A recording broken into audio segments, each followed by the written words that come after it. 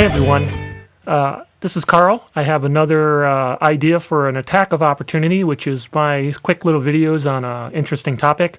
Today I've been thinking a lot about trust in RPGs and really the need for the game masters to have the trust of the players to really create an exciting and interesting game, adventure, campaign, what have you. And why is that important? Well, if the players don't trust you, they're not going to come along for the ride when you put a plot hook in front of them or you put something that's a little different. If they trust that you got their best interest in mind and that you really want to give them a fun game, they'll bite on that.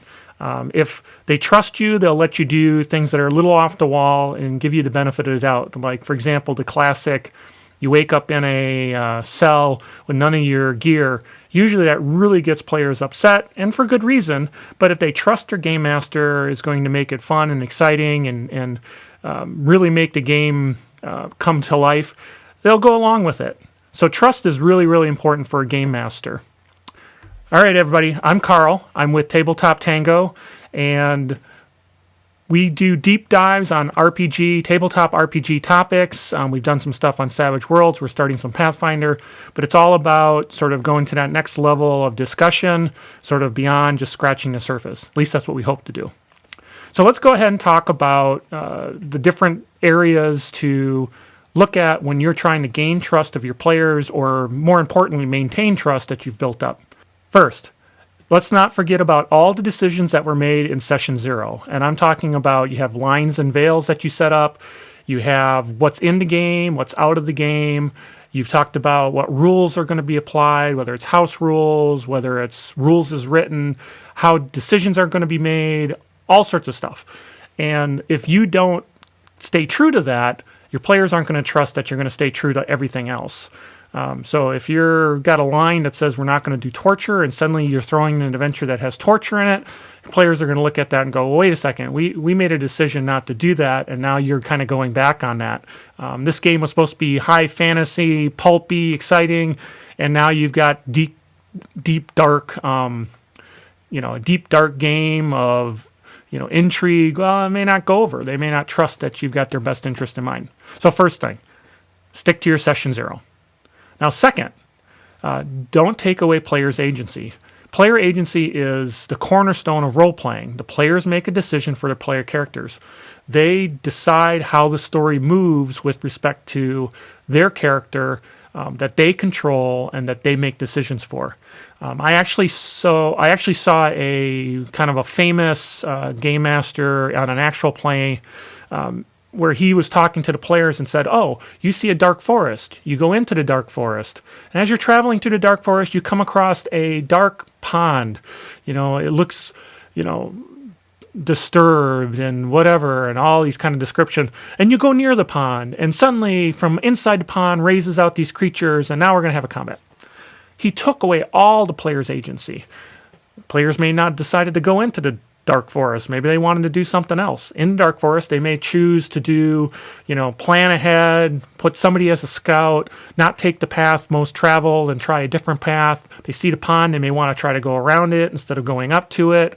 Game Master can put things in that makes you want to go look at the pond because there's some kind of hook that gets you excited, but to just tell you you're going to do it, that kind of takes away player agency, and then players start not trusting you that you've got their best interest in mind, and it's all about driving your story. It's all about that concept of the game on rails, and it's really just not conducive to having a well thought out, fun game that everybody's enjoying. 3, be fair, be consistent, and be not arbitrary to the different PCs, rules, decisions.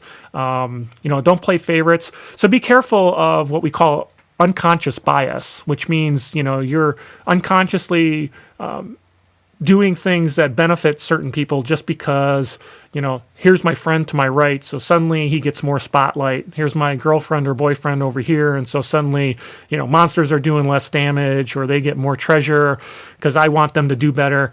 I may not even think I'm doing that, but I am, and other players will see that, and they'll start saying, hey, this game's unfair. I don't trust that you're really, playing for me. You're playing for your, these couple of, special people that are just, the in group or what have you.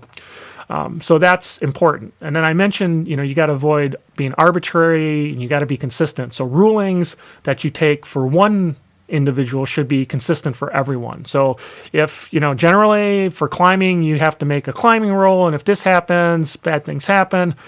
Okay, well, that better be true for everybody. Obviously, if you've got some skill that makes it easier, hey, more power to you. But it should be consistent overall. I'll give you an example of where, I kind of lost trust in my game master a little bit. I was playing a game where I had machine guns, and this was a game where you could do multiple actions. And so I could take those machine guns, and I wanted to be able to fire on all my actions, with the penalty and everything.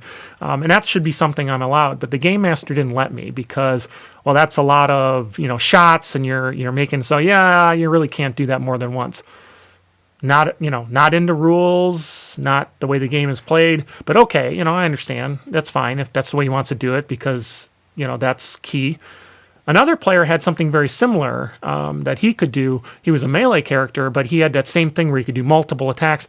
He was allowed to use his multi-actions and get multiple attacks. So now my character, I feel, what have I invested in? Why did I invest in this ability when I'm not really going to be able to use it?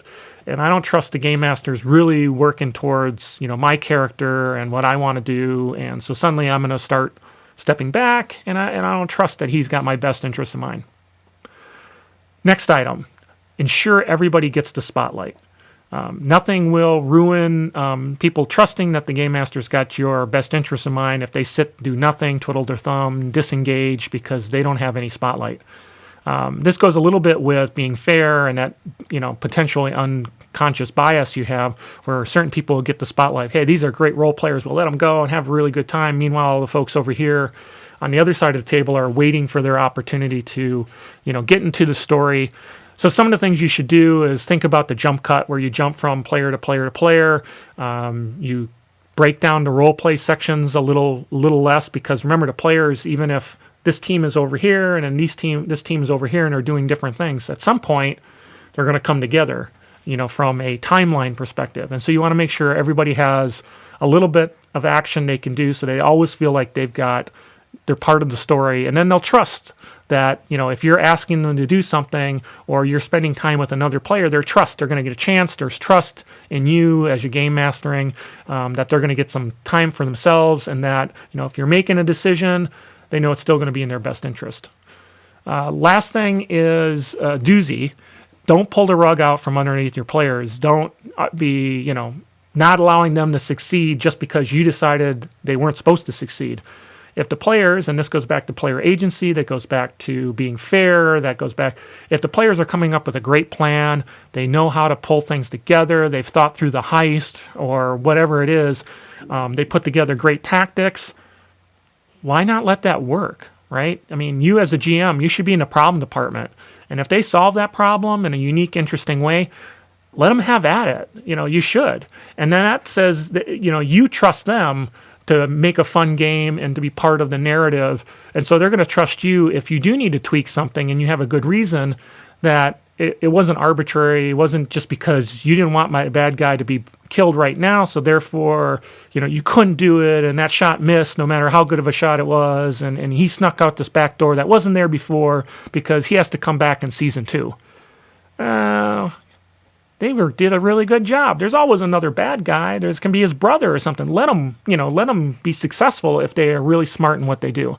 And it's not just, going against a big bad guy. It's, all the way through the adventure so that when you do kind of pull a fastball on them, kind of pull things around, they know that there was a reason for it. They know that it wasn't, just because you wanted it to be. It's because there's a reason behind it and that they're going to roll with that story and kind of enjoy what you're doing. So you got follow your session 0, the commitments you made, keep them.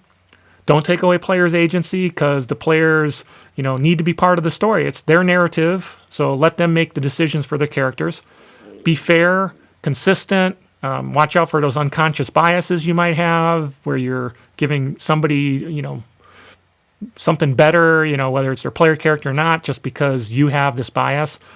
Give the spotlight, work it around, make sure everybody gets a chance to, enjoy the game, and kind of spread the wealth there.